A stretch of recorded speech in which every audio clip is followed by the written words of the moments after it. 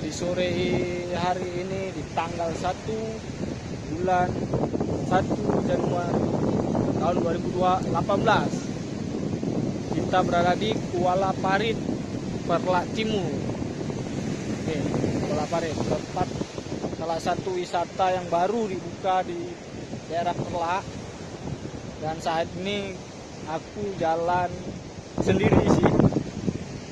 Sebenarnya perginya nggak sendiri, perginya sama keluarga juga. Nah tuh yang di belakang tuh itu keluarga aku.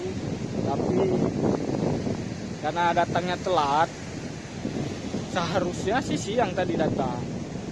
Cuma ini di luar schedule, sore sampai, jadi nggak sempat mandi. Padahal aku udah siap-siap baju, celana.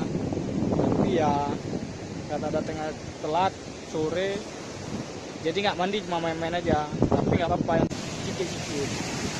Oke. Ya walaupun nggak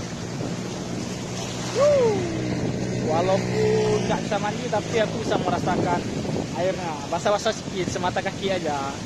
Padahal ingin berenang sih, tapi ya apa boleh buat, nggak masalah.